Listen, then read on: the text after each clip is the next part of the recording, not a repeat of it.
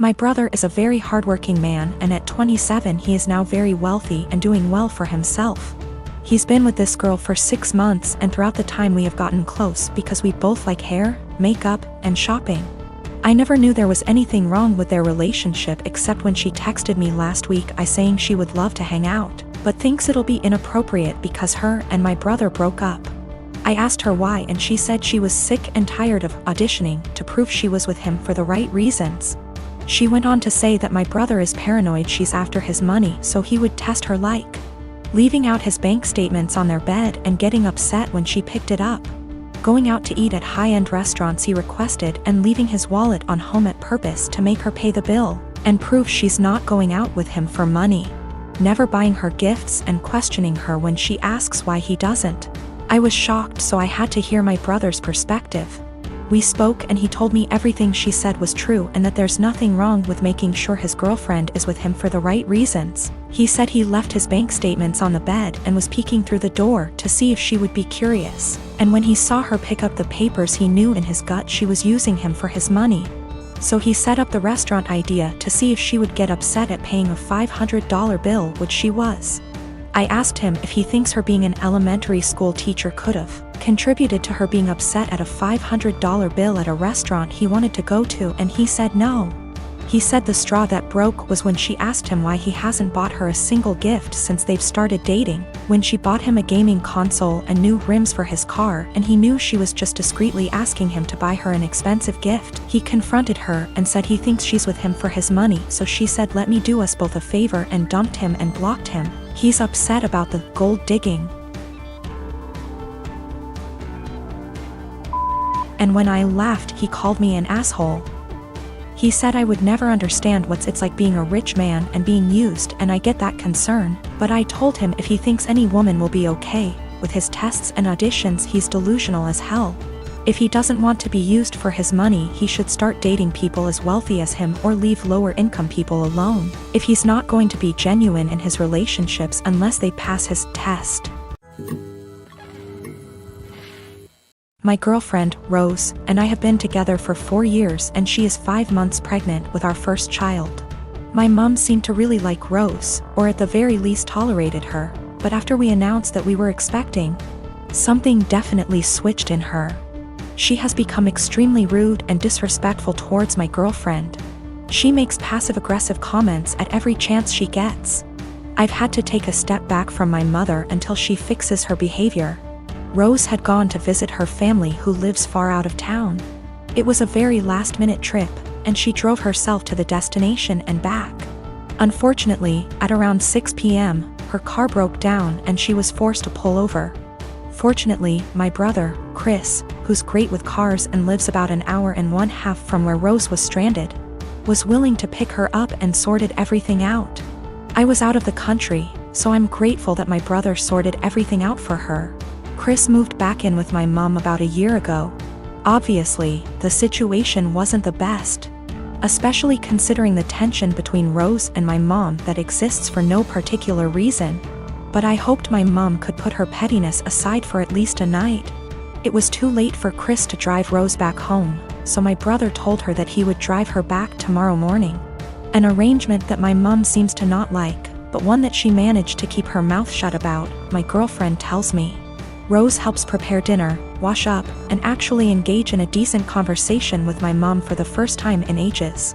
However, they mostly avoid each other. Chris goes to bed earlier, leaving my mom and Rose.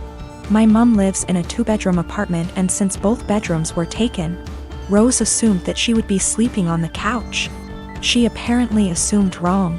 My mom gives Rose the thinnest blanket ever and basically screams at her, telling her that she has to sleep on the floor to not ruin her couch.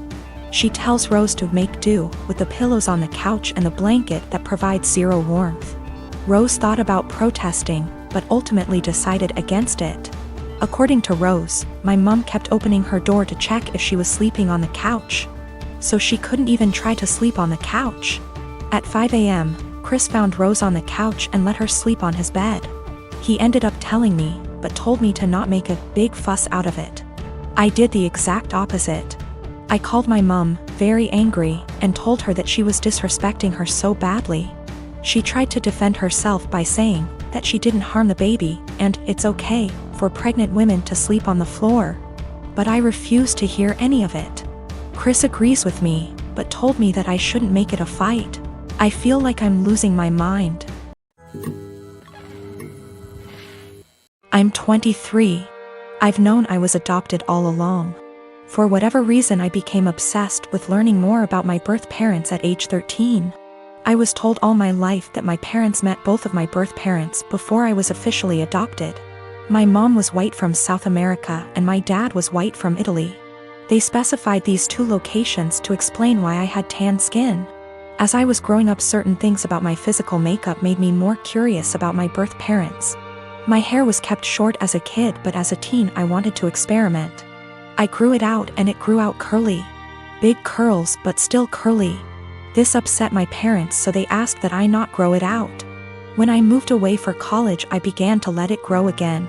I met my girlfriend in school. She is Black American, so she also helped me care for it. She once braided my hair before I FaceTimed my parents, who lost it on me for wearing it that way. Throughout my time in school, I still searched for my birth mom, but would always come up empty. My girlfriend hinted that there must have been a mistake with the information, even down to the name my parents claimed I had before they adopted me. She gifted me a DNA kit on my birthday that I didn't get around to until the lockdown hit. I didn't think anything would come of it because my parents weren't American, so I didn't know if it would work that way. So I sent it out of boredom and got my results weeks later, which have changed everything. I'm Black and Middle Eastern. I have light skin and my curl pattern is so loose that I hadn't considered it a sign before. I have ancestral ties to Iran, which can explain a more European facial structure. I'm sorry for my wording, I'm still learning. I sent my GF a screenshot and she called me right away. We were both stunned, though she long suspected. I tried to believe that my parents were innocently misinformed, but my girlfriend kept pointing out the inconsistencies. My parents claimed to have met my birth parents, therefore they couldn't have mistaken them for white. I confronted my parents, who became enraged at me for doing a DNA kit. I was very angry, yelling, swearing. They robbed me of my identity and hindered my search with their lies. My mom told me through tears that my racial background comes with a stigma that I passed, so she wanted me to have an easier life fitting in. My dad yelled at me that I had to abandon what I just learned. I rage broke my phone and left. My siblings have been hitting me up on social media, reprimanding me for being upset because our parents' reasoning is sound. I do pass, I did have an easy life. I'm not asking to be part of a struggle all of a sudden. I just don't think I should have been lied to, and I think their reasoning is bullshit and racist. I'm just supposed to act like 10 years of me searching with the wrong info isn't that big of a deal? My parents admit that my mom was Black. My oldest sister also recalls seeing my mom at some point. Both verify that she was Black. Yes, they could be lying again. I have plans to continue to look into my background. My girlfriend was very hurt by their statements, so I chose to keep us both away from them. I don't understand how.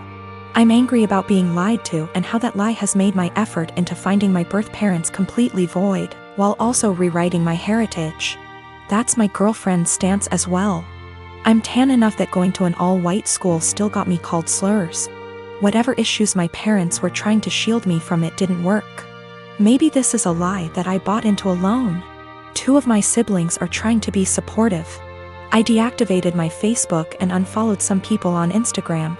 I can't entertain the argument that I should forgive my parents and move on. I'm not there yet. I get that it makes me ungrateful for feeling this way. I don't hate them, I'm just really upset and disappointed in their decisions.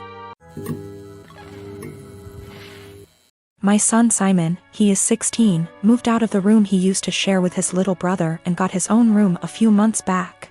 Ever since, he's been complaining about his mom barging in without knocking and interrupting his sleep and studying. Sometimes when he's changing. I know that she's his mother, but he says he's got his own room and has a job and is learning to become an independent adult, but doesn't feel like his privacy is being respected even when that's his mom. He says he's not a kid anymore and is entitled to at least get a knock on the door before she comes in. He was getting tired of her not listening to him, so he came to me and said, "Dad, you need to help me set some clear boundaries with Mom." So I spoke to her about her need to knock before entering Simon's room. She was like, "What? And no, we're family, not strangers. Do you really expect me to foolishly knock on the door 5 times a day? That's ridiculous. Also, the knocks doors in their own home?" I told her my family, for instance. She made a face, then went on a rant about how my family hate each other's and the way they treat each other's like they were strangers is shameful. I told her family or strangers, it's about respecting one's privacy. We had an argument about it, and I told her if she wasn't going to stop with the barging and refuse to knock on the door before entering, then our son will get a lock. She did it again at 11 p.m. She barged in when our son was asleep. He jumped up because he got scared. Once he told me this, I told him to go ahead and get a lock and pay for it with his own money. There was literally no other way. My wife saw it and got upset, and my brother was visiting when she was raising her voice at me if I really went ahead and got a lock for Simon despite her disapproval, and said that I caught her off guard and it's not okay. Because this teaches our children that they can manipulate one parent into doing what they want. I told her that Simon got the lock, not me, and I already warned her about the possibility of him getting a lock because he was getting tired of her boundary crossing. So she should have expected this outcome. She mentioned the same above points in her defense and said locks mean secrets, and that's not good. My brother was sitting watching while she was complaining. She began chewing him out when he asked her to let Simon keep the lock and said it wasn't a big deal. She stopped talking to me and Simon till we removed the lock, but I've no intentions on doing that.